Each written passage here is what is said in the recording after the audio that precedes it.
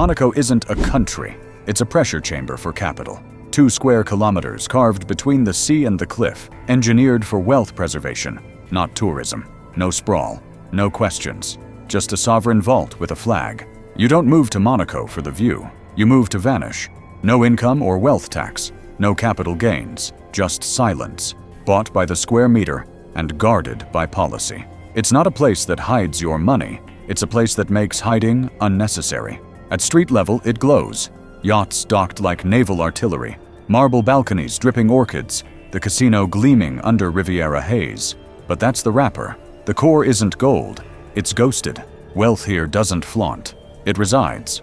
Ownership buried in trusts, contracts written in codes, doors open to those who never need to knock. Luxury in Monaco doesn't announce itself. A Bentley might idle curbside, the driver in gloves, the plates untraceable. A Bugatti passes by, but no one looks.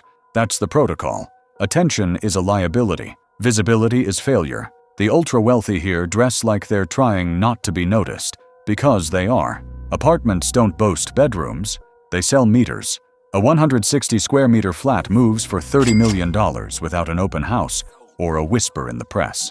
The only record is a file exchanged across a sealed desk, deep in a marble office that doesn't appear on the building directory. What really holds Monaco together isn't money, it's infrastructure, the kind you can't photograph. Buildings capped at modest heights, but layered beneath with legal architecture. Holding companies, family offices, asset shells mapped across 5 continents. Floors that don't show up on blueprints, jurisdictions that don't show up on flight maps. Behind those walls, portfolios are rebalanced across generations. Wealth is rewired, not spent. Conversations happen without names.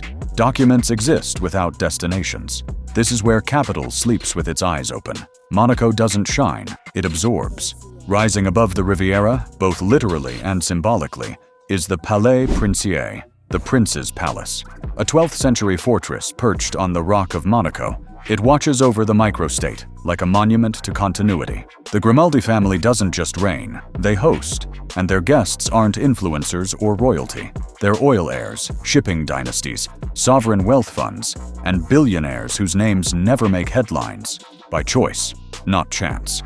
Monaco isn't about wealth on display, it's wealth in exile, shielded from taxation, distraction, and exposure. Here, no one asks where you're from, they ask what you arrived on. While millionaires chase clout, Monaco's elite build alliances aboard teak decks, sipping vintage Burgundy over silent deals. A yacht here isn't transportation, it's branding, diplomacy, and a movable fortress rolled into one. During Grand Prix week, the harbor becomes a floating skyline. Vessels 8 decks high, helipads gleaming, crews dressed like they serve royalty, because they do. But even among the noise, hierarchy rules. Length, designer, provenance. A 90-meter feed ship isn't just a boat, it's a mobile power structure. Inside, negotiations unfold mid-course over black cod and Montrachet, while teenagers take calls in 3 languages on the sun deck. The real meetings happen here, not in boardrooms, but barefoot, over imported sushi and satellite-locked signal jammers. Ownership isn't mandatory. $500,000 a week rents the stage. Add $200,000 and land by helicopter. Of course, access has layers. Some yachts don't list, some require references, others only chartered to former owners of equal class. This is not Airbnb, it's a floating gate. Below deck, the machine hums. Michelin-trained chefs, sommeliers who recite Burgundy vintages like poetry, masseuses with clients in 5 time zones. One steward monitors mint freshness, another tracks wind patterns to optimize a guest's nap. Every preference is noted. No logos on glassware. Towels warmed to exactly 32 degrees Celsius. These aren't indulgences, they're behavioral data, because at this level, leisure is leverage. A yacht isn't a toy, it's a jurisdictional blind spot, a legal gray zone where wealth moves without friction, where regulation can't dock, and where decisions worth billions are made mid-sail, unrecorded, unbothered, and fully in control. In Monaco, stepping onto a yacht isn't transportation, it's transition. You're no longer part of the crowd. You've entered a tier where the sea is currency, and your vessel's silhouette tells more truth than any passport or surname ever could. For cameras, Monaco gleams, gilded hotels, marble lobbies, postcard sunsets. But the real addresses, The ones money alone can't buy don't show up in brochures. Hôtel de Paris and Hermitage are the facade. They're visible, elegant, curated for outsiders. No one with real power stays in rooms you can tour. The true elite live above them, in penthouses not listed, never advertised, accessed only by pattern, not invitation. Entrances hide between storefronts. Biometric locks replace bellhops. Drivers know where to stop, but not why. No check-in, no welcome. Because these guests didn't arrive, they returned. Security doesn't wear a badge. It blends in. Former operatives who speak 5 languages, who don't smile, who know which cars to ignore and which glances to track. Windows don't just resist bullets, they erase reflections. The entire floor can vanish behind silent steel, with no sign it was ever there. Inside, precision replaces luxury. You won't find mini bottles or generic champagne. Instead, the exact rosé you once mentioned in passing, delivered without a word. Your espresso arrives at 11 a.m., pre-programmed to the right temperature, with water chilled to 12 degrees Celsius. You never ordered it. You never had to. The room faces east, because someone remembered how you sleep. The lighting shifts with the hour. The hallway's scent changes by time of day. The flowers aren't seasonal, they're specific, and every request is anticipated before you know it exists. Dinner isn't served. It's tuned. No gluten, no foam, single ice cube, unless it's a Negroni. Staff don't carry notepads. They don't ask twice. And when they speak only what matters. These aren't rooms. They're inheritances. Spaces held for families who've returned each season since the 90s. Heads of state get in line behind old money. Loyalty is measured in decades, not dollars. There are no tags, no noise, no selfies. Phones stay silent. Conversations fade inside elevators that don't stop on every floor. The architecture doesn't try to impress. It disappears on purpose. For outsiders, these hotels feel warm, maybe even generous. For insiders, they barely exist. And that's the point. No friction, no spectacle, just seamless existence wrapped in controlled silence. Because in Monaco, true luxury doesn't announce your name at the front desk. It remembers it and uses it only when absolutely necessary. If yachts are Monaco's surface, taxes, or the lack of them, are the foundation. No income, no capital gains, no wealth tax, not even inheritance tax unless you forget to ask. It's not a playground. It's a sanctuary, a place where fortunes don't work. They rest.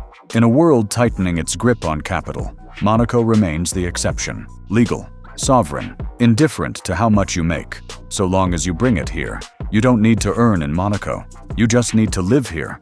Residency is the gateway, not a loophole, a ritual. And unlike passports or shell companies, Monaco requires patience. Step 1. Open a local bank account. Private, of course. Minimum deposit, $500,000. More if you want movement. Step 2. Secure an address. No hotel rooms. A permanent residence. A studio costs €3 million, if one's available. Rentals exist, but only long-term, and only if you're the right kind of tenant. Step 3. Paperwork. Certified, apostilled, translated. Proof of identity. Proof of income. Proof of the proof. It's not bureaucracy. It's filtration. Survive the process, and you enter a closed system, a financial black box. No forms, no declarations, no audits.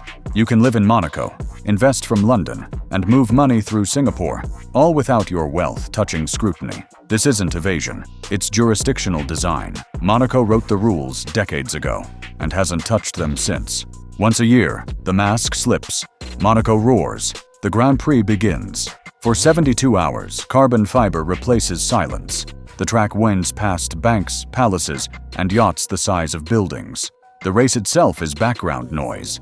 The real event is who's watching whom, from where. Visibility is currency, and only a few have the right view. There's a hierarchy in Monaco, but it's silent. Watching the Grand Prix from the Fairmont balcony means you bought proximity. From a 100-meter yacht, you're a guest, still being assessed. But if you're on a private floor that doesn't exist on blueprints, sipping espresso with no surnames present, you're already part of the system. The cameras catch the show.